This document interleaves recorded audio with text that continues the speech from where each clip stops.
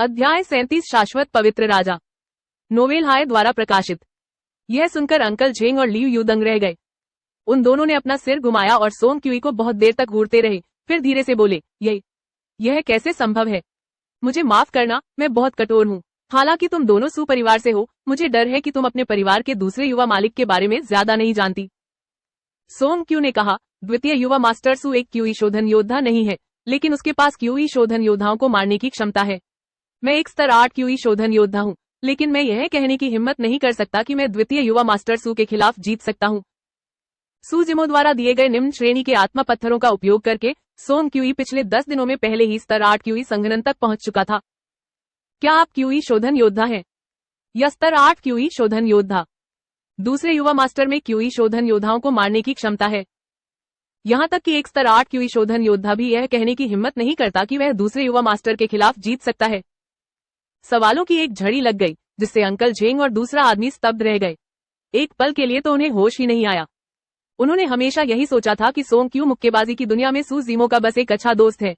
पिछले कुछ दिनों से वे उससे बातचीत कर रहे थे, लेकिन उन्हें नहीं पता था कि सोंग क्यू एक क्यू शोधन योद्धा है। सोंग क्यू ने आगे कहा, मैं इस बार सू परिवार के पास आया क्योंकि द्वितीय युवा मास्टर सू ने मुझे सभी की रक्षा करने के लिए कहा था। इन शब्दों से अंकल झेंग और दूसरे व्यक्ति को डर लगा। दूसरे युवा मास्टर के पास वास्तव में स्तर 8 क्यूई शोधन योद्धा को आदेश देने की क्षमता थी। अंकल झेंग ने कुछ देर तक विचार किया और महसूस किया कि सोंग क्यू निश्चित रूप से बकवास नहीं करेगा। अचानक अंकल झेंग को कुछ सूझा और उनके हाव भाव अचानक बदल गए। उन्होंने अचानक पूछा, क्या सेकंड यंग मास्टर यान के राजा को मारकर राजधानी से भाग सकते हैं? सोंग क्यू की आंखें धुंधली पड़ गई। वह कड़वी मुस्कान के साथ मुस्कुराया और कोई जवाब नहीं दिया।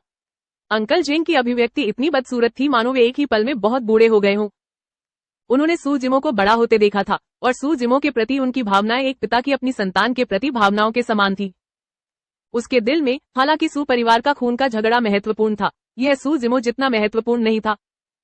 अंकल झेंग ने अपनी आंखें बंद कर ली और एक लंबी सांस छोड़ी।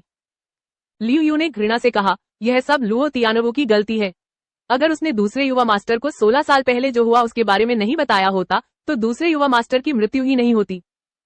अंकल झेंग ने भौहें चढ़ाई और सिर हिलाया। चूंकि यान के राजा की मृत्यु की खबर वापस नहीं भेजी गई है, इसलिए जियानान शहर का नगर स्वामी मूर्ख नहीं है। क्या वह लुओ तियानवू की बातों पर विश्वास करेगा? लुओ तियानवू 50,000 सैनिकों के साथ हमला करने पर भी जियानान शहर को नहीं हरा पाएगा। लियू यू की आंखें अंतहीन क्रोध से भरी थी। उसने ठंडे स्वर में कहा, वह लुओ तियानवू क्रूर और निर्दयी है। उसने बलपूर्वक हमला करने का विकल्प नहीं चुना, बल्कि उसने जियानान शहर के आसपास के दर्जनों गांवों के निर्दोष ग्रामीणों को इकट्ठा किया और उन्हें जियानान शहर पर हमला करने का नेतृत्व करने दिया। जब तक ग्रामीण पीछे हटते, लुओ तियानवू उन्हें मार डालने का आदेश देता। ये ग्रामीण निहत्थे थे और उनके पास पीछे हटने का कोई रास्ता नहीं था। वे केवल जियानान शहर की ओर भाग सकते थे। क्या? अंकल झेंग चौंक गए। यह योजना अत्यंत क्रूर कही जा सकती है। 10,000 से ज्यादा ग्रामीण जियानान शहर पर हमला कर रहे थे। यह एक विशाल सेना थी जिसे नजरअंदाज नहीं किया जा सकता था। जैसे ही जियानान शहर का नगर स्वामी शहर के द्वार खोलने की हिम्मत करता, ग्रामीण झुंड में घुस आते। उसके ठीक पीछे लुओ तियानवू की 50,000 की सेना थी। जियानान शहर पर कब्जा जरूर होता। अगर जियानान शहर के नगर स्वामी ने शहर के द्वार खोलने से इनकार कर दिया और उदासीन बने रहे, तो शहर की दीवारों पर खड़े सैनिक असहाय होकर यान देश के लोगों का नरसंहार होते देखेंगे। शहर में भारी दहशत फैल जाएगी और इसका सैनिकों की भावनाओं पर गहरा असर पड़ेगा। यह बहुत संभव था कि उनके रिश्तेदार शहर के निचले इलाके में रहने वाले ग्रामीणों में से हों। यह महान युद्ध अभी शुरू होना बाकी था, लेकिन लुओ तियानवू ने पहले ही जीत हासिल कर ली थी। हालांकि इस जीत के पीछे यान देश के निर्दोष लोगों की बलि दी गई। हालांकि सू परिवार इतने सालों से पिंगयांग कस्बे में रह रहा था, फिर भी वे हमेशा खुद को यान देश का ही मानते थे। उनका जन्म और पालन पोषण यान देश में ही हुआ था। उन्हें अपनी मातृभूमि से अतुलनीय लगाव था। अंकल झेंग ने अपने हाथ हिलाए और अचानक धीरे से कहा, आप सबसे बड़े युवा मास्टर को बता सकते हैं कि यान का राजा मर चुका है। हालांकि आपको उसे यह नहीं बताना चाहिए कि लुओ तियानवू यान देश के लोगों को शहर पर हमला करने के लिए प्रेरित कर रहा है। सबसे बड़े युवा मास्टर के चरित्र को देखते हुए मुझे डर है। इसी समय पास ही स्थित एक कमरे का दरवाजा अचानक खुल गया। अंकल झेंग और अन्य 2 लोग पीछे मुड़कर देखने लगे। सू होंग दरवाजे की चौखट पकड़े दरवाजे पर खड़ा हो गया। उसका चेहरा अभी भी पीला था और शरीर अभी भी कमजोर था। हालांकि उसकी आंखों में धीरे धीरे थोड़ी रौनक लौट आई। मेरा कवच मुझे लाओ, सू होंग ने धीरे से कहा, लेकिन उसके स्वर में संदेह की कोई गुंजाइश नहीं थी। वरिष्ठ युवा गुरु, आप लियू यू की आंखें आंसुओं से भर गईं और वह अपने शब्दों पर अकड़ गया। उसके सामने वाले आदमी ने सू परिवार के खून के झगड़े के लिए 16 साल तक यातनाएं सही। जब उसे पता चला कि बदला लेने की कोई उम्मीद नहीं है तो वह लगभग हार गया, बिस्तर पर पड़ा रहा, निराश और निढाल हो गया। हालांकि जब उसने सुना कि यान देश के लोग संकट में हैं, तो वह बिना किसी हिचकिचाहट के खड़ा हो गया। यद्यपि उनका शरीर कमजोर था और उनकी चोटें अभी तक ठीक नहीं हुई थी, फिर भी उन्होंने जरा भी संकोच नहीं किया। ऐसा इसलिए था क्योंकि वह यान देश के वुडिंग के ड्यूक सू म्यू के पुत्र थे। वह सू परिवार के वंशज और सू परिवार के सबसे बड़े युवा गुरु थे। वरिष्ठ युवा गुरु, आप अस्वस्थ हैं। आपके पास लड़ने की ताकत कैसे है? हमें बताइए और 5000 काले बख्तरबंद घुड़सवार इस लड़ाई में आपकी मदद करेंगे। लियू यू ने दांत पीसते हुए कहा। अंकल झेंग चिंतित दिखे और बोले, दूसरे यंग मास्टर की मृत्यु हो चुकी होगी। आपको कुछ नहीं होना चाहिए, सबसे बड़े यंग मास्टर, अन्यथा सू परिवार में कोई और वंशज नहीं बचेगा। सू होंग की आंखों में गहरे दुख की झलक थी। उसने सू परिवार के झगड़े को बड़ी सावधानी से छुपाया था क्योंकि वह अपने छोटे भाई को इसमें फंसाना नहीं चाहता था। हालांकि उसे उम्मीद नहीं थी कि उसकी यह हालत हो जाएगी। तुम समझ नहीं रहे हो। सू होंग ने अपने दिल के दुख को दबाते हुए सिर हिलाया। अगर जिमो ने सचमुच यान के राजा को मार डाला है तो मुझे और भी ज्यादा लुओ तियानोवो को रोकना चाहिए, क्योंकि अगर यान का राजा मर गया और जियानान शहर गिर गया तो जिमो जरूर यान देश का पापी बन जाएगा। उसे हमेशा के लिए शाप मिलेगा। मैं, सू होंग, यह कैसे सहन कर सकता हूँ? लेकिन अंकल झेंग और लियू यू उसे फिर से समझाना चाहते थे, लेकिन सू होंग ने उन्हें बीच में ही रोक दिया। पिताजी ने एक बार शपथ ली थी कि वे जीवन भर यान देश के लोगों की रक्षा करेंगे। वे लोगों को बसने के लिए एक जगह देंगे और उन्हें युद्ध की पीड़ा से बचाएंगे। अब जब यान देश के लोग संकट में हैं, तो मैं, सू होंग, यहाँ नहीं छिपूंगा, चाहे मुझे युद्ध के मैदान में ही क्यों न मरना पड़े। सू होंग ने गहरी सांस ली और उसकी आंखें चमक उठी। उसने गहरी आवाज में कहा, यान देश की सीमाओं पर आक्रमण करने वालों को मार डाला जाना चाहिए। यान देश के लोगों को मारने वालों को मार डाला जाना चाहिए। इस समय अंकल झेंग को सू होंग में सू म्यू की छवि दिखाई दे रही थी। वह एक समाधि में था। ऐसा लग रहा था जैसे वह 20 साल से भी पहले के समय में लौट गया हो, जब उसने युद्ध के मैदान में सू म्यू का पीछा किया था और साहसपूर्वक आगे बढ़ा था। वही परिचित शब्द, वही परिचित दृश्य, वही निर्भीकता, वही तीक्ष्णता और निर्भीकता। सू होंग ने ऊंची आवाज में कहा, काले बख्तरबंद घुड़सवार कहाँ हैं? अनजाने में ही 5000 काले बख्तरबंद घुड़सवार बाहर जमा हो चुके थे। सबकी आंखें आग की तरह जल रही थी और उनमें अंतहीन युद्ध भावना झलक रही थी। एक पल में अंकल झेंग के आंसू बह निकले। वह एक घुटने पर बैठ गए और जोर से बोले, झेंग जे दुश्मनों को मारने और यान देश और हमारे लोगों की रक्षा करने के लिए जनरल का अनुसरण करने को तैयार है। सभी 5000 काले बख्तरबंद घुड़सवार अपने घोड़ों से उतरकर एक घुटने के बल बैठ गए। उनकी चाल इतनी व्यवस्थित थी कि वे चिल्ला रहे थे, हम दुश्मनों को मारने और यान देश और अपने लोगों की रक्षा के लिए जनरल का अनुसरण करने को तैयार हैं। सू होंग ने अपनी मुठियां भींच ली और जोर से कहा, घोड़ों को तैयार करो, युद्ध में मेरे पीछे आओ और काले बख्तरबंद घुड़सवार सेना की शान बहाल करो। जब सोंग क्यू ने यह दृश्य देखा तो वह अचानक अपने सामने खड़े व्यक्ति के प्रति अंतहीन प्रशंसा से भर गया। एक स्तर 8 क्यूई शोधन योद्धा के रूप में वह सभी नश्वरों को नीची नजर से देख सकता था, लेकिन इस क्षण सोंग क्यू एक नश्वर से प्रभावित हुआ। उन्होंने उस जुनून का अनुभव किया जो उन्होंने पहले कभी नहीं किया था। उन्होंने अपने देश के प्रति ऐसी घृणा का अनुभव किया जो उन्होंने पहले कभी नहीं किया था। उन्होंने अपने लोगों और अपने पैरों के नीचे की धरती से प्रेम करने की भावना का अनुभव किया। इस क्षण सू होंग का शरीर कांप उठा और वह अचानक घूम गया। उसकी पीठ सबकी ओर थी। उसने अपनी हथेली आगे बढ़ाकर एक क्षण के लिए अपना मुंह ढक लिया। फिर बिना किसी निशान के उसने अपनी हथेली नीचे रख दी। उसके चेहरे पर सामान्य भाव थे। सोंग क्यू स्पष्ट रूप से देख सकता था कि सू होंग की हथेली में ताजा खून का तालाब चमक रहा था। यद्यपि सू होंग का शरीर कमजोर था, फिर भी वह ठीक था और उसे खून की खांसी नहीं होती थी। सोंग क्यू को यह बात बहुत स्पष्ट थी कि ऐसी स्थिति तभी उत्पन्न होगी जब व्यक्ति का हृदय अत्यधिक पीड़ा में हो और उसे अपनी पीड़ा व्यक्त करने के लिए कोई स्थान न हो। जब सू जिमो की मृत्यु की खबर आई तो हालांकि सू होंग ने कुछ भी व्यक्त नहीं किया, लेकिन उन्होंने इस तरह के दुख को गहराई से छिपाने का विकल्प चुना। यदि सू जिमो ने पहले सू परिवार की सुरक्षा के लिए सोंग क्यू को काम पर रखा था, तो सू जिमो ही सोंग क्यू को काम पर रखेगा। लेकिन इस समय सोंग क्यू अपने सामने इस व्यक्ति की तहे दिल से रक्षा करना चाहता था। ऐसे व्यक्ति को मरना नहीं चाहिए। अध्याय 38 शाश्वत पवित्र राजा। नोवेल हाय द्वारा प्रकाशित। जियानैन शहर के बाहर 50,000 सैनिकों के आह्वान पर हजारों ग्रामीण जियानान शहर के द्वार की ओर उमड़ पड़े। जियानान शहर के स्वामी काओ वेनशिंग शहर के प्रवेश द्वार पर खड़े होकर दृश्य को भावशून्य दृष्टि से देख रहे थे। उन्होंने हाथ हिलाकर आदेश दिया, तीर छोड़ो। प्रभु, ये यान देश के लोग हैं। काओ वेनशिंग के पीछे खड़ा एक लेफ्टिनेंट गांव वालों को देखकर बर्दाश्त नहीं कर सका। वह जल्दी से आगे बढ़कर काओ वेनशिंग को रोकने लगा। हम काओ वेनक सिंह ने बगल से देखा और सवाल किया, अगर ये नीच आम लोग शहर की ओर दौड़े और तोड़फोड़ की तो लुओ तियानवु की 50,000 की सेना उनके पीछे पीछे आएगी। वेई मिंगचिंग, मुझे बताओ, यह जिम्मेदारी कौन उठा सकता है? अगर जियानन शहर गिर गया तो तुम और मैं दोनों मर जाएंगे। जो कोई भी मेरे आदेशों पर सवाल उठाने की हिम्मत करेगा उसके साथ सैन्य कानून के अनुसार निपटा जाएगा। काओ वेनक सिंह ने लेफ्टिनेंट को कड़ी नजर से देखा। वेई मिंगचिंग नाम के लेफ्टिनेंट ने अपना सिर नीचे कर लिया। हालांकि वह गुस्से में था, फिर भी उसने कुछ कहने की हिम्मत नहीं की। काओ वेनक सिंह ने शहर की दीवार पर सैनिकों को देखा और चिल्लाया, तीर छोड़ो। कुछ सैनिकों ने दांत पीस लिए, आंखें बंद कर ली और धनुष की डोरियां छोड़ दी। स्वूश स्वूश स्वूश तीर वर्षा की तरह बरस रहे थे। बाणों की यह वर्षा निस्संदेह यान देश के निहत्थे लोगों के लिए एक आपदा थी। पलक झपकते ही हजारों ग्रामीण ढेर हो गए। हर तरफ चीख पुकार मच गई। यह एक दुखद दृश्य था। अगर वे आगे बढ़ते तो मर जाते, अगर पीछे हटते तो भी मर जाते। बचे हुए हजारों ग्रामीण जियानान शहर की तलहटी में घुटने टेक कर खड़े हो गए। वे बेबस होकर रोते रहे और झुकते रहे। यह दिल दहला देने वाला था। कैंगलैंग शहर के 50,000 सैनिक जियानान शहर से कुछ 100 मीटर की दूरी पर खड़े थे। लुओ तियानवु यान देश के घबराए और असहाय लोगों को भावशून्य दृष्टि से देख रहा था। उसकी आंखों में जरा भी दया नहीं थी। जब दोनों देशों के बीच युद्ध हुआ तो सबसे पहले इन निर्दोष लोगों को नुकसान उठाना पड़ा। नगरपाल, कृपया दरवाजा खोलिए और हमें अंदर आने दीजिए। मेरे 2 बच्चे युद्ध के मैदान में मारे गए। आप हमारे साथ ऐसा व्यवहार नहीं कर सकते। काओ वेनक सिंह की अभिव्यक्ति ठंडी और अविचल थी। एक 7-8 साल का बच्चा डर गया। वह महिला की बाहों से छूटकर सहज ही भाग गया। कुछ कदम भी नहीं भाग पाया था कि लुओ तियानवु ने उसे गोली मारने का आदेश दे दिया। वह कमजोर होकर गिर पड़ा। आह! वह महिला चीखी और पागलों की तरह लुओ तियानवु की ओर दौड़ी। उसके पहुंचने से पहले ही उसे कई तीर लग गए।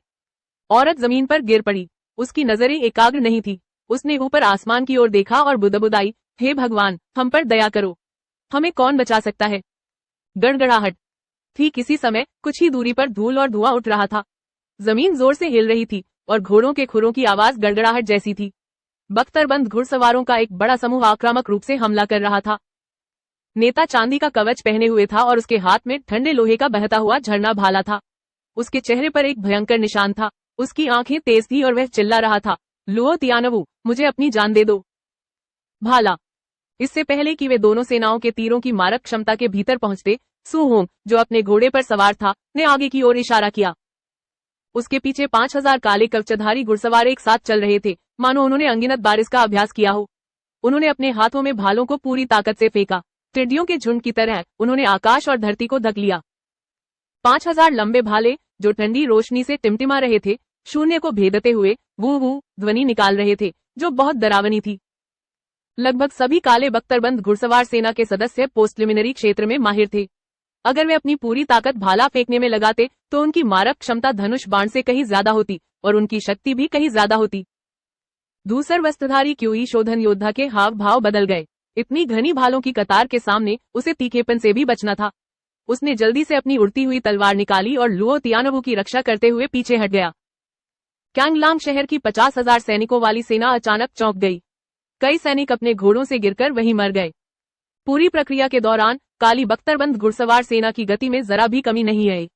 जब तक कैंगलैंग शहर की सेना ने प्रतिक्रिया दी, तब तक काली बख्तरबंद घुड़सवार सेना मोर्चे पर धावा बोल चुकी थी। कैंगलांग शहर की सेना के हाथों में धनुष बाण तुरंत बेकार हो गए। इसके बजाय वे बोझ बन गए। गठन बदलो। सु होंग दहाड़ा। उसने मोर्चा संभाला और सबसे आगे दौड़ा। सोंग क्यू उसके ठीक पीछे था। 5,000 काले बख्तरबंद घुड़सवारों ने अपनी कमर पर बंधी लंबी तलवारें निकाली और उन्हें एक सुआ के आकार में बदल दिया। उनकी आभा इंद्रधनुष जैसी थी जब वे निर्दयता से कैंगलांग शहर की सेना पर टूट पड़े। टकराना। दोनों सेनाएं आपस में भिड़ गई और बहुत नजदीक से लड़ी। हर तरफ मांस और खून बिखरा हुआ था। यह बेहद दुखद था। 5,000 काले बख्तरबंद घुड़सवारों ने 50,000 की सेना में एक बड़ा छेद कर दिया। यह दृश्य देखकर शहर की दीवार पर खड़े सैनिकों ने जयकारा लगाया। वेई मिंगचिंग परेशान लग रहा था। उसने शहर की दीवार के नीचे 5,000 काले बख्तरबंद घुड़सवारों की ओर इशारा किया और कांपती आवाज में कहा, ये काले बख्तरबंद घुड़सवार हैं। ये यान देश के काले बख्तरबंद घुड़सवार हैं। काले बख्तरबंद घुड़सवार सेना शब्द सुनते ही जियानन शहर के सैनिक कांप उठे। सीमाओं की रक्षा करने वाले सैनिकों के लिए काली बख्तरबंद घुड़सवार सेना की प्रतिष्ठा उनके कानों में बिजली की तरह थी। लॉर्ड वुडिंग के नेतृत्व में काली बख्तरबंद घुड़सवार सेना ने संख्या में कम होने के बावजूद कई दुश्मनों पर विजय प्राप्त की थी। यह हमेशा से उनका और यान देश का गौरव रहा है। अफसोस की बात है कि 16 साल पहले राजधानी में एक अप्रत्याशित घटना घटी थी। ब्लैक आर्मर्ड कैवेलरी भी गायब हो गई थी। हालांकि यह नाम हर सैनिक की यादों में गहराई से दफन हो गया था। क्या यह जनरल सू है? जनरल सू मरे नहीं हैं। उन्होंने काली बख्तरबंद घुड़सवार सेना को वापस ले लिया है। कुछ सैनिक उत्तेजित हो गए और धीरे से सिसकने लगे। वेई मिंगचेंग आगे बढ़े और उत्तेजित होकर बोले, सर, वेई मिंगचेंग युद्ध के लिए अनुरोध करते हैं। मैं ब्लैक आर्मर्ड कैवेलरी का समर्थन करने के लिए सैनिकों की एक टुकड़ी का नेतृत्व करने को तैयार हूँ। हम निश्चित रूप से दुश्मन को हरा देंगे। काओ वेनक सिंह ने उसे ठंडेपन से देखा और उदासीनता से कहा, आपको इसकी अनुमति नहीं है। वेई मिंगचेंग को ऐसा लगा जैसे उस पर बिजली गिर गई हो। काओ वेनक सिंह ने कहा, सूम्युयान देश का गद्दार है। उसकी मृत्यु बहुत पहले हो चुकी है। शहर की दीवार के नीचे वाला व्यक्ति निश्चित रूप से सूम्यू नहीं है, लेकिन वे ब्लैक आर्मर्ड कैवेलरी हैं। मैं निश्चित रूप से गलत नहीं होऊंगा। तो क्या हुआ अगर वे काले बख्तरबंद घुड़सवार हैं? उनकी संख्या केवल 5000 है। वे कब तक टिक सकते हैं? जब तक लुओ तियानवु सेना को स्थिर करेगा, तब तक ये काले बख्तरबंद घुड़सवार यहीं दफन हो जाएंगे। काली बख्तरबंद घुड़सवार सेना अजेय है। महोदय, क्या आप ये शब्द भूल गए? यही काली बख्तरबंद घुड़सवार सेना की शान है। जनरल सू जीवन भर युद्ध के मैदान में रहे हैं और कभी पराजित नहीं हुए।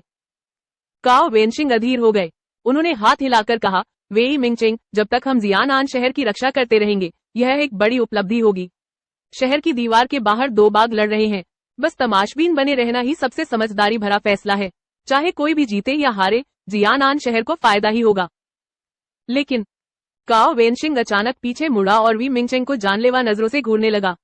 उसने बीच में ही टोकते हुए कहा, अगर तुमने कुछ और कहने की हिम्मत की और मेरे सैनिकों का मनोबल बिगाड़ा, तो मैं तुम्हें बेरहमी से मार डालूंगा। वेई मिंगचेंग काओ वेनशिंग को स्तब्ध भाव से देखता रहा। उसकी आंखें निराशा से भरी थी। इस छोटी सी अवधि के भीतर ग्रे रॉब वाले क्यूई रिफाइनमेंट योद्धा की मदद से लुओ तियानवु ने पहले ही अपना पैर जमा लिया था और जियानैन शहर के बाहर काले बख्तरबंद घुड़सवार सेना के साथ टकराव की स्थिति बना ली थी। सू होंग, तुम पागल हो। लुओ तियानवु ने घृणा से कहा, यान के राजा का तुम्हारे सू परिवार से झगड़ा है। उसे तुम्हारे छोटे भाई ने मार भी डाला था। मैं, लुओ तियानवु, बदला लेने में तुम्हारी मदद कर रहा हूँ। फिर भी तुम मुझे रोकने के लिए यहाँ आए हो। क्या कारण है? लुओ तियानवु ने कई चीजों के बारे में सोचा था, लेकिन उसने उम्मीद नहीं की थी कि सू होंग इस महत्वपूर्ण क्षण में बाहर निकल आएगा। उसके लिए सबसे परेशानी वाली बात यह थी कि सू होंग के बगल में वास्तव में एक क्यूई शोधन योद्धा था।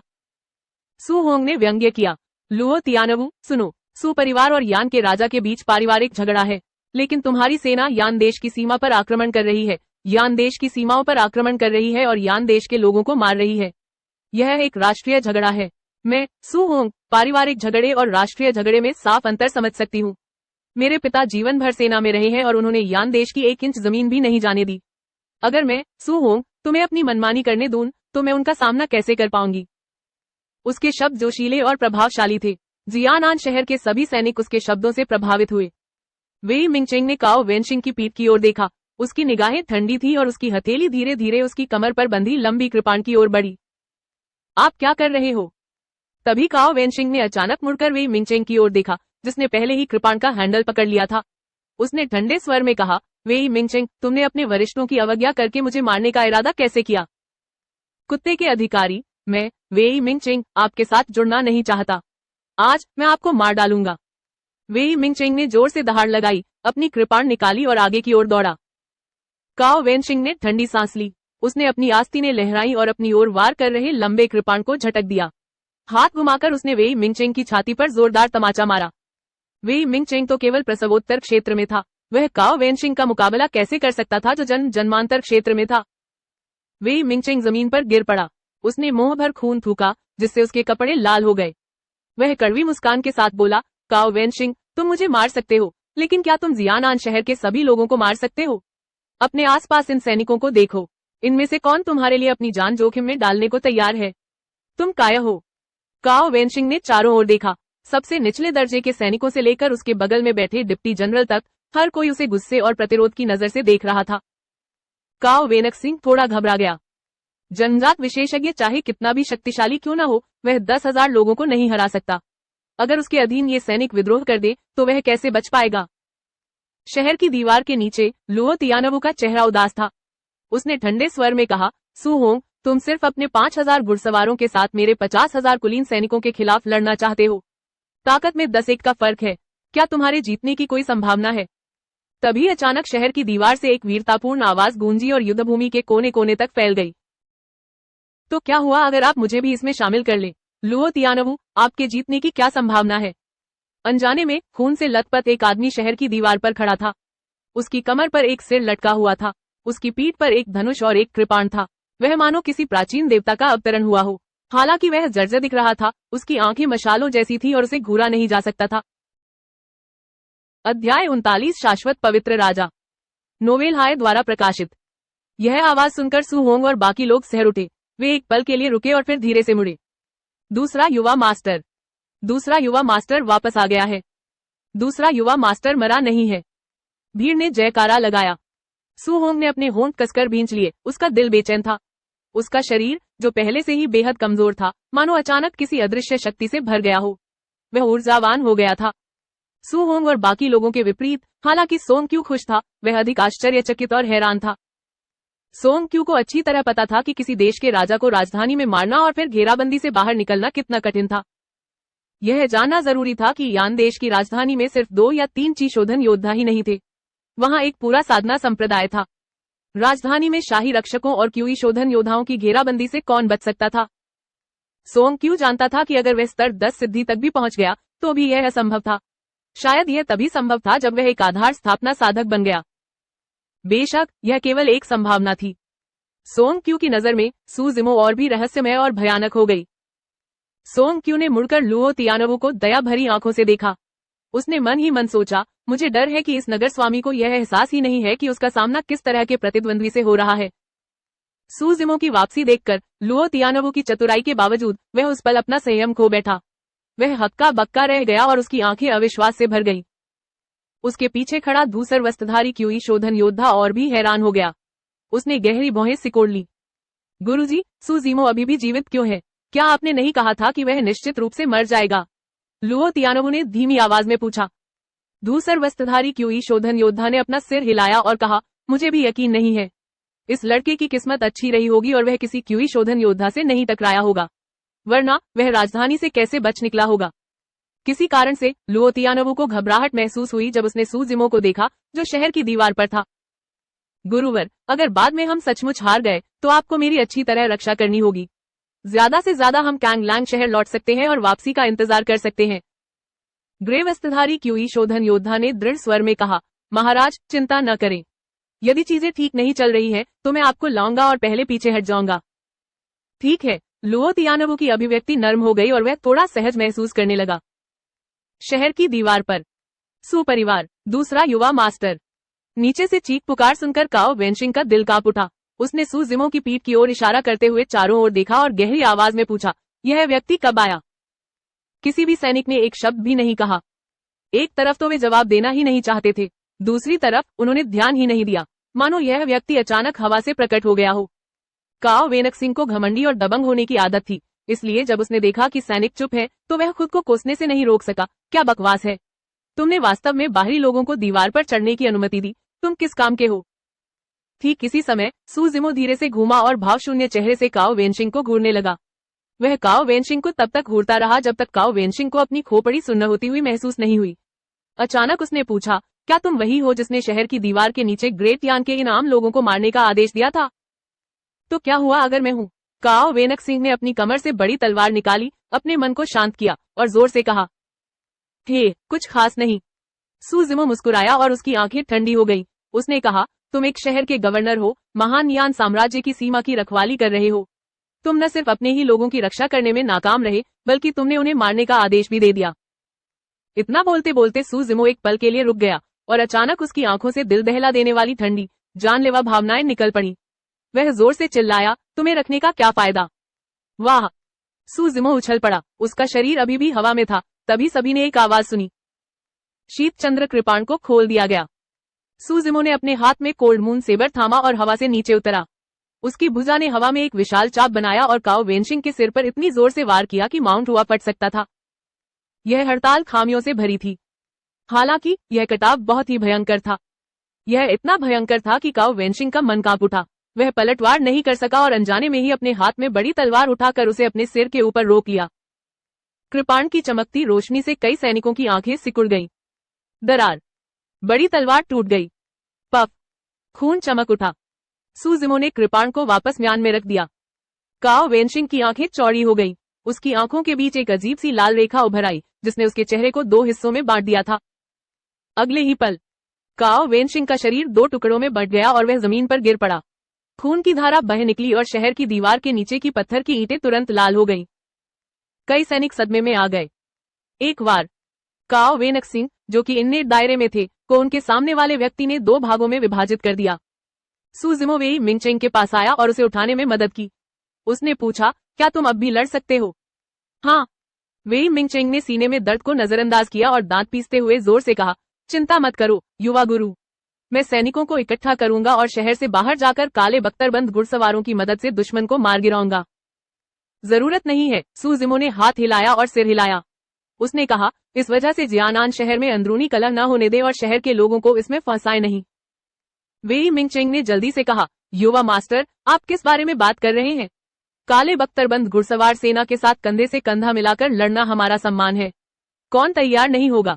हम काले बख्तरबंद घुड़सवारों के साथ कंधे से कंधा मिलाकर लड़ने और दुश्मन को मारने के लिए तैयार हैं। शहर की दीवार पर खड़े सैनिकों ने जोर से चिल्लाया। अब तक सू जिमो को काले बख्तरबंद घुड़सवार सेना की प्रतिष्ठा और इन सैनिकों के दिलों में अपने पिता के महत्व की गहरी समझ नहीं थी। यदि ऐसा न होता तो उसके पिता इतने उत्कृष्ट न होते और परेशानी पैदा न करते। सू जिमो ने धीमी आवाज में कहा, पहले शहर का दरवाजा खोलो और यान राजवंश के लोगों को अंदर आने दो। रूप से सू जिमो ने हाथ हिलाया और सिर हिलाया।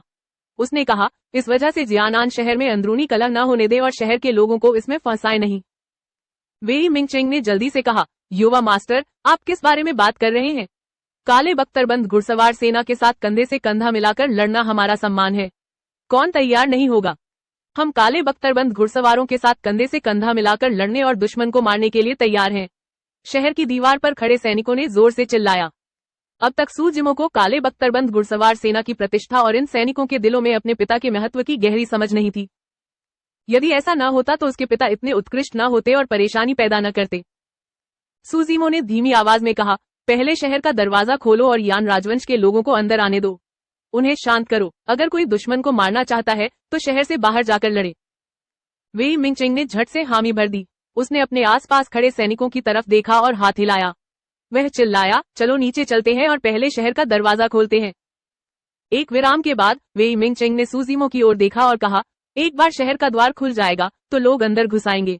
युवा स्वामी, आप फिलहाल बाहर नहीं निकल पाएंगे। कृपया एक क्षण प्रतीक्षा करें। कोई जरूरत नहीं है। सू जिमो मुस्कुराया। वह मुड़ा और शहर की दीवार के किनारे तक गया और कूद गया।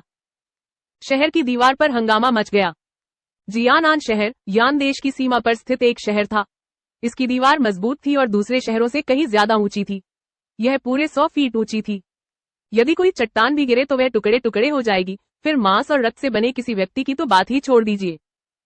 वेई मिंगचेंग और बाकी लोग जल्दी से आगे बढ़े और शहर की दीवार की ओर देखने लगे। उसी समय युद्धभूमि में उपस्थित दोनों सेनाओं ने भी यह दृश्य देखा। कई सैनिकों के मुंह अनायास ही खुल गए और उनकी आंखें लगभग बाहर निकल आईं। सू जिमो बहुत तेज गति से नीचे गिर गया। टकराना। वहां एक बहरा कर देने वाली आवाज थी। कई सैनिकों को स्पष्ट रूप से जमीन कांपती हुई महसूस हो रही थी।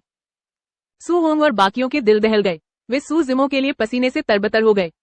बेशक वे जानते थे कि सू जिमो न तो मूर्ख है और न ही पागल। चूंकि उसने ऐसा कदम उठाया है तो वह जरूर ठीक होगा। हालांकि इस कदम का वहां उपस्थित सभी लोगों पर गहरा प्रभाव पड़ा। प्रसवोत्तर और जन्मजात विशेषज्ञों का उल्लेख नहीं करना चाहिए। यहाँ तक कि दोनों शिविरों के 2 क्यूई शोधन योद्धा भी इतने भयभीत थे कि वे कांप रहे थे। लुओ तियानवु के चेहरे की मांसपेशियां स्पष्ट रूप से फड़क रही थी। उसका चेहरा पीला पड़ गया था और वह शांत होने का नाटक कर रहा था। जिस स्थान पर सू जिमो गिरी वहां रेत और धूल का बादल छा गया। कुछ ही देर बाद अनगिनत निगाहों के सामने उड़ती धूल के बीच एक आकृति धुंधली सी दिखाई दी।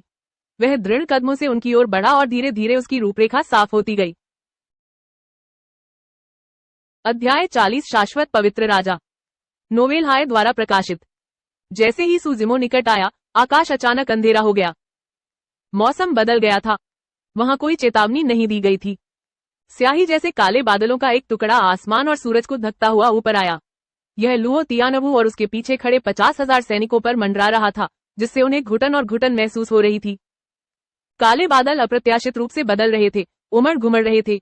आकाश में भयंकर और क्रूर राक्षसी जानवर दिखाई दे रहे थे। वे सजीव थे, उनके खून से सने मुंह खुले हुए थे और उनके चेहरे क्रूर थे। गड़गड़ाहट। आसमान में एक भयानक आवाज गूंजी। यह गड़गड़ाहट जैसी तो थी ही, साथ ही राक्षसी जानवरों की दहाड़ जैसी भी थी। लुओ तियानवु, क्या तुम्हें अभी भी याद है कि कैंगलैंग शहर छोड़ने से पहले मैंने तुमसे क्या कहा था? सु जिमो दोनों सेनाओं के सामने आया और दूर एक ऊंचे घोड़े पर सवार लुओ तियानवु को देखा। उसने धीरे से पूछा। लुओ तियानवु के हाव भाव नहीं बदले, उसके मन में हजारों विचार कौंध गए। वह अचानक मुस्कुराया और बोला, दूसरे युवा गुरु सु को बदला लेने के लिए बधाई। लॉर्ड वुडिंग ऐसे बेटे के साथ शांति से आराम कर सकते हैं।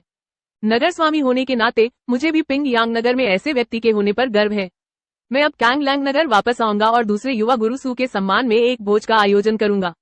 मुझे उम्मीद है कि सु परिवार के दोनों युवा गुरु भी साथ आएंगे। लुओ तियानवु को पहले से ही अंदाजा था कि जियानान शहर पर कब्जा करना बहुत मुश्किल है, इसलिए उसने तुरंत कैंगलैंग शहर की ओर पीछे हटने का फैसला किया। यान का राजा मर चुका था और सेना नेतृत्वविहीन थी। यह एक दुर्लभ अवसर था। हालांकि लुओ तियानवु अभी भी हार मानने का इरादा रखता था। मुश्किल समय में एक महत्वाकांक्षी और निर्दयी व्यक्ति का यह फैसला था। इस साहस के बिना वह लुओ तियानवु आज जहां है वहां नहीं पहुंच पाते। बाघ पालने से तो बस मुसीबत ही आएगी। मेरी सारी मेहनत बेकार गई। अगर मुझे पता होता कि ऐसा होगा तो मैं इन दोनों बच्चों को बड़े होने से पहले ही मार डालता। लुओ तियानवु ने मन ही मन कोसा, लेकिन उसके चेहरे की मुस्कान कम नहीं हुई।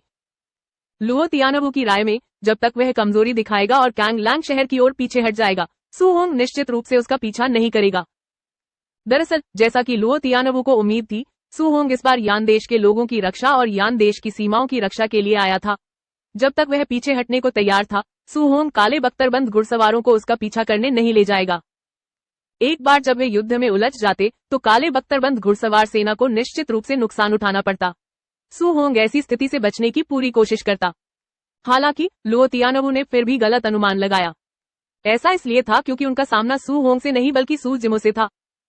सु जिमो ने अपनी तलवार जैसी भौहें उठाई और पूछा, क्या तुम भागना चाहते हो? लुओ तियानवु ने अनजान होने का नाटक किया और मुस्कुराते हुए पूछा, दूसरे युवा मास्टर सु, आपका क्या मतलब है? कैंगलैंग शहर छोड़ने से पहले मैंने तुमसे कहा था कि मुझे दूसरों द्वारा इस्तेमाल किया जाना पसंद नहीं है और तुम्हें खुद से अच्छा व्यवहार करने के लिए कहा था। दुर्भाग्य से शहर के स्वामी लुओ ने मेरी बात नहीं सुनी। सु जिमो की आंखों में उपहास का भाव था। उसने लुओ तियानवु को घूरते हुए ठंडे स्वर में कहा, तुम अब भागना चाहते हो? क्या तुम्हें लगता है कि तुम बच सकते हो? धमाका। जैसे ही उसने बोलना खत्म किया, सु जिमो ने जमीन पर पैर पटके और अचानक आगे बढ़ गया। उसके पैर एक दूसरे पर चढ़े हुए थे और उसके सामने कई प्रतिबिंब उभर आए। पलक झपकते ही वह कैंगलैंग शहर की सैन्य टुकड़ी के सामने पहुंच गया। लुओ तियानवु के सामने सैनिकों का एक समूह खड़ा था। हालांकि सु जिमो ने आगे बढ़कर एक खूनी रास्ता बना दिया। उसे कोई नहीं रोक सका। आह! लुओ तियानवु के चेहरे के भाव बदल गए। वह अवचेतन रूप से पीछे हटा और चिल्लाया, राज्य गुरु, मुझे बचाओ जल्दी। दूसर वस्त्रधारी क्यूई शोधन योद्धा ने जल्दी से अपनी उड़ती हुई तलवार निकाली और धीरे से चिल्लाया। उड़ती हुई तलवार पर एक चमकीली रोशनी थी। यह वास्तव में एक निम्न श्रेणी का आत्मिक हथियार था। स्वूश! उड़ती हुई तलवार बहुत तेज थी। वह प्रकाश की एक धारा में बदल गई और सीधे सु जिमो के सिर पर जा लगी। सु जिमो के चेहरे पर एक उपहासपूर्ण भाव था। वह उसी गति से आगे दौड़ता रहा। जैसे ही उड़ती हुई तलवार उसके ग्लेबेला को भेदने ही वाली थी, उसने अचानक अपना सिर नीचे किया और उड़ती हुई तलवार को बाल बाल बचा लिया। वह आगे दौड़ता रहा। ग्रे वस्त्रधारी क्यूई शोधन योद्धा की पुतलियां अचानक सिकुड़ गईं। उसे उम्मीद नहीं थी कि उसकी उड़ती तलवार चूक जाएगी। उससे भी ज्यादा उसे उम्मीद नहीं थी कि सु जिमो इतनी तेज होगी। ग्रे वस्त्रधारी क्यूई शोधन योद्धा ने जल्दी से उड़ती हुई तलवार को नियंत्रित किया और सु जिमो को छुरा भोंपने के लिए तलवार को घुमाना चाहा। हालांकि इसी समय सु जिमो उछल पड़ा और दूसर वस्त्रधारी क्यूई शोधन योद्धा के सामने पहुंच गया। उसने हल्के से कहा, तुम बहुत कमजोर हो, टकरा जाना। सु जिमो ने अपनी हथेली पलटी और उसे ग्रे वस्त्रधारी क्यूई शोधन योद्धा के सिर पर गिरा दिया। दूसर वस्त्रधारी क्यूई शोधन योद्धा घोड़े से गिर पड़ा और बिना कोई आवाज किए मर गया। सु जिमो का शरीर जमीन पर उतरा। उसने अपने पैर का सिरा उस भयंकर घोड़े पर थपथपाया जिस पर दूसर वस्त्रधारी क्यूई शोधन योद्धा सवार था। एक बार फिर उसने गति का लाभ उठाया और हवा में उछलकर लुओ तियानवु की ओर झपटा, जो ज्यादा दूर नहीं था। लुओ तियानवु पूरी तरह से डर गया। उसने वास्तव में यह उम्मीद नहीं की थी कि क्यूई शोधन योद्धा, जिस पर वह सबसे अधिक भरोसा करता था और जिसके बारे में वह बहुत सोचता था, वास्तव में सू जिमो द्वारा एक ही चाल में पराजित हो जाएगा। यह बहुत तेज था। लुओ तियानवु को भागने का मौका भी नहीं मिला। जिंदगी और मौत के इस नाजुक मोड़ पर लुओ तियानवु ने अपने दिल के डर को जोर से दबा दिया। जोर से दहाड़ते हुए उसने अपनी कमर पर बंधी लंबी कृपाण निकाली और पूरी ताकत लगाकर सू जिमो पर वार किया। सू जिमो ने चकमा नहीं दिया। ऐसा इसलिए था क्योंकि इसकी कोई आवश्यकता नहीं थी। सू जिमो ने अपनी हथेली बढ़ाकर सीधे उस लंबी कृपाण को पकड़ लिया जो उसकी ओर वार कर रही थी। उसकी निगाहें ठंडी और खतरनाक थी। एक जोरदार धमाके के साथ सू जिमो ने अपने नंगे हाथों से लंबी कृपाण को बलपूर्वक 2 टुकड़ों में तोड़ दिया। एक पल में लुओ तियानवु पूरी तरह से निराश हो गया। सू जिमो ने लुओ तियानवु की गर्दन पकड़ ली और जोर से कहा, अगर मैंने तुम्हें कैंगलैंग शहर वापस भागने दिया तो निर्दोष लोगों की मौत के लिए कौन जिम्मेदार होगा? यह कहना मुश्किल है कि दोनों देशों के बीच युद्ध में कौन सही है और कौन गलत। हालांकि आपने अपनी महत्वाकांक्षाओं को पूरा करने के लिए निर्दोष लोगों के जीवन का बलिदान दिया। मैं, सू जिमो, आपको बर्दाश्त नहीं करूंगा। स्नैप! सू जिमो ने अपनी हथेली में ताकत लगाकर लुओ तियानवु का गला दबा दिया। उसने लापरवाही से लाश को एक तरफ फेंक दिया और इधर उधर देखा। उसने ऊंची आवाज में कहा, लुओ तियानवु तो मर ही गया है। तुम सब अभी भी पीछे क्यों नहीं हट रहे हो? कांगलैंग शहर में लगभग 50,000 सैनिक और घोड़े थे, लेकिन एक व्यक्ति के आभामंडल से वे भयभीत हो गए और आगे बढ़ने की हिम्मत नहीं जुटा पाए। सू होंग और बाकी लोग, साथ ही 5,000 काले बख्तरबंद घुड़सवार, ज्यादा दूर नहीं खड़े थे और बिल्कुल भी नहीं हिले। ऐसा नहीं था कि वे सू जिमो का समर्थन नहीं करना चाहते थे, लेकिन पूरी प्रक्रिया बहुत जल्दी हो गई। वहां मौजूद सभी लोगों को उम्मीद नहीं थी कि सू जिमो वार करेगा, और तो और उन्हें उम्मीद भी नहीं थी कि सू जिमो का वार इतना तेज और भयंकर होगा। उसने लुओ तियानवु को पल भर में वज्र के जोर से मार गिराया। सोंग क्यू की उड़ती हुई तलवार अभी अभी खींची गई थी। उसके पास हमला करने का भी समय नहीं था। अभी अभी की लड़ाई में उसने दूसर वस्त्रधारी क्यूई शोधन योद्धा के साथ कई बार मुकाबला किया था। हालांकि वे दोनों ही 8वें स्तर के क्यूई संघनन पर थे, फिर भी दूसरे पक्ष की क्षमता उससे थोड़ी ज्यादा थी। हालांकि सू जिमो के सामने ग्रे रॉब वाला क्यूई रिफाइनमेंट योद्धा पहले ही एक चाल में एक लाश बन चुका था। कैंगलैंग शहर के भेड़िया रक्षक काओ गैंग ने सबसे पहले प्रतिक्रिया दी। उसने गहरी सांस ली, मुठियां भींची और कहा, युवा स्वामी सू, दया दिखाने के लिए धन्यवाद। चलो शहर वापस चले। काओ गैंग लुओ तियानवु की लाश को उठाए हुए था। उसके चेहरे पर उदासी थी और उसका दिल भावनाओं से भरा हुआ था। उसने मन ही मन आह भरी, नगरपालिका बहुत षड्यंत्रकारी है, लेकिन अफसोस की बात है कि भाग्य लोगों के साथ छल कर रहा है। यदि सू जिमो न होती तो आज की लड़ाई का परिणाम पूरी तरह से अलग होता। काओ गैंग ने याद किया कि 1.5 साल पहले जिस युवक ने सिद्धर कैंगलैंग के सामने झुकने से इनकार कर दिया था, उसे पदावनत कर दिया गया था और वह लगभग सब कुछ हो चुका था। किसने सोचा होगा कि इस युवक के रूप ने ही सब कुछ बदल दिया। जाने से पहले काओ गैंग पीछे मुड़कर गर्व से खड़े उस व्यक्ति को देखने से खुद को नहीं रोक सका। एक मधोशी में डूबी यह आकृति धीरे धीरे 1.5 साल पहले वाले युवक में विलीन हो गई। अब उनमें कोई अंतर नहीं था। काओ गैंग को अचानक एक वाक्य याद आया। यह वाक्य सू जिमो ने परफेक्ट कैंगलैंग से कहा था, अगर तुम मुझे नहीं मारोगे तो भविष्य में तुम्हें जरूर पछताना पड़ेगा। काओ गैंग ने एक बार सोचा था कि सू जिमो ने उस दिन यह वाक्य सिर्फ उसकी जान बचाने के लिए कहा था। अब तक काओ गैंग को यह एहसास हो चुका था कि सू जिमो ने यह वाक्य सिर्फ उसकी जान बचाने के लिए नहीं कहा था। यह कुछ इस तरह था, एक चुनौती पत्र, एक शपथ।